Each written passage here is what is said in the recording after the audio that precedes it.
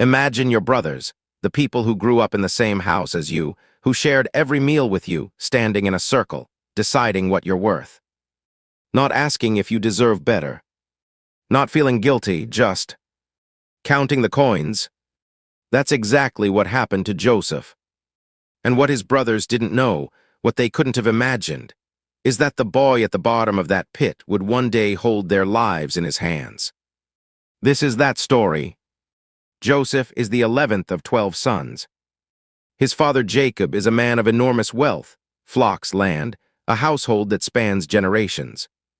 But Jacob has a problem that rich men often have. He has a favorite. And he makes no effort to hide it. The robe wasn't just clothing. It was a message. In that culture, the ornamented robe meant authority. It meant, "This one speaks for me." Joseph's 10 older brothers receive the message loud and clearly. They just don't accept it. Then Joseph makes a mistake that only a 17-year-old can make. He tells his brothers about a dream he had, a dream where their bundles of grain bowed down to his. And then he tells them a second dream. In this one, the sun and moon and 11 stars all bow down to him. 11. He counted. He looks around at his brothers. They're not smiling. Days pass. The brothers are out tending their flocks far from home. Jacob sends Joseph to check on them. Joseph goes willingly. He has no reason not to trust his own family. That trust is about to cost him everything. When they see him coming, that robe visible from a distance, the plan forms fast. One brother says, "Let's kill him." Reuben, the oldest, objects. Not out of love exactly, more out of self-preservation. He'll be held responsible. He proposes a compromise, throw him in the pit. Don't shed blood. The others agree, for now. Joseph lands at the bottom of a dry pit. He calls up to them, and his brothers sit down and eat their lunch. There is no guilt in this scene. No hesitation. Just men eating bread while their brother begs from a hole in the ground. Judah speaks up. What do we gain by killing him? Let's sell him instead. 20 pieces of silver. That's what Joseph's brothers decide he's worth. Less than the price of a slave. The merchants pull Joseph out of the pit, bind his hands, and lead him south. Toward Egypt. Joseph looks back. His brothers watch him go. Nobody moves to stop it. Then they take his robe, the one thing that represented everything Joseph was to his father, and they dip it in goat's blood. They bring it to Jacob. "We found this. Is it Joseph's robe?" Jacob doesn't need to answer. He tears his own clothes. He mourns his son for days. And his children, the ones who did this, stand around him and say nothing. Joseph is purchased by Potiphar, a high-ranking Egyptian official, captain of Pharaoh's guard. And here's what's remarkable: Joseph doesn't collapse. He doesn't shut down, he works. He's so capable, so trustworthy, that Potiphar eventually hands him the keys to everything. Joseph runs the entire household. For the first time since the pit, he has standing. He has purpose, and then it's taken from him again. Potiphar's wife wants Joseph. He refuses, clearly, repeatedly, and without hesitation.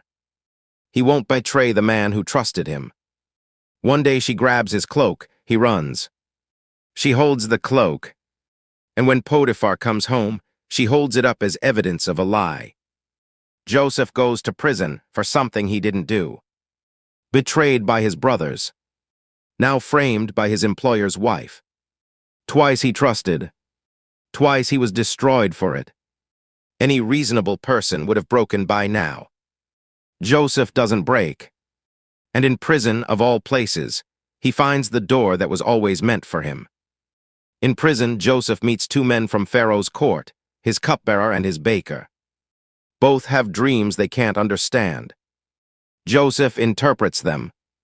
The cupbearer will be restored to his position in 3 days. The baker will be executed. Both come true, exactly as Joseph said.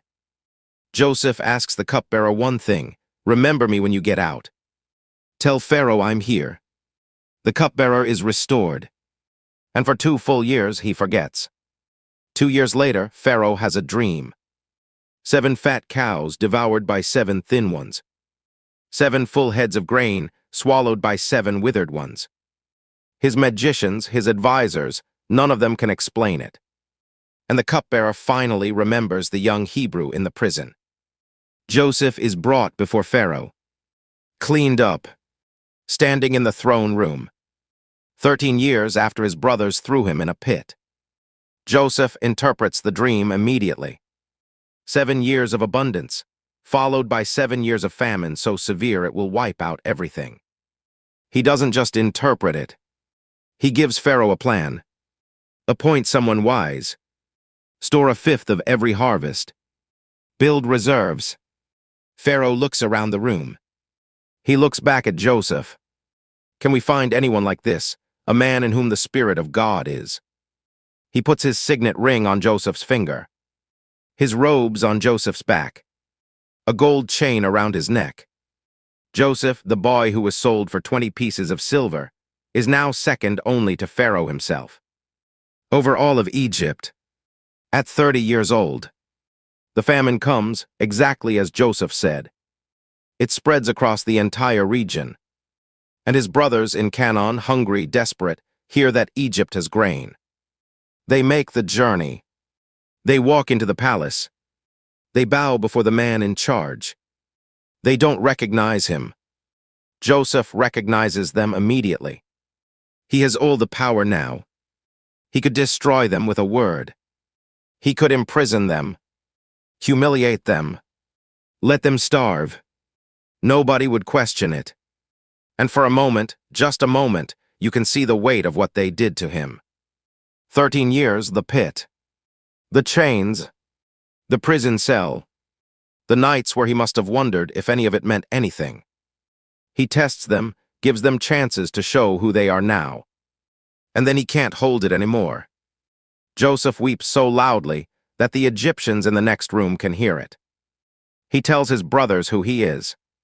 They can't speak. They're certain they are about to die. And Joseph says something that none of them expected. Don't be afraid. Don't be angry with yourselves for selling me here. It was not you who sent me here, it was God. He sent me ahead of you to save lives. He's not performing forgiveness. He means it. He feeds them. He gives them land. He brings his father. The family, the one that was supposed to be destroyed by jealousy, is restored. Here's what I want you to sit with. Joseph didn't become great despite the betrayal. He became great through it. Every pit, every prison, every forgotten promise. It was all positioning him for the only place where he could do what he was actually built to do. The question isn't whether you'll be betrayed. You will be. The question is, what do you do at the bottom of the pit? Because the people who threw you there aren't watching anymore. What you do in the dark, when nobody's keeping score, that's what decides where you end up. Joseph never stopped working. Never stopped being trustworthy. Never let bitterness make him small. And in the end, the very people who tried to bury him, they needed him to survive. Stay consistent. Stay faithful to the work. Your pit is not your grave. If this story hit different, subscribe. Next week we're covering the man who was betrayed by his closest advisor and almost lost everything, until he found a way to use that betrayal to change history forever. I'll see you then.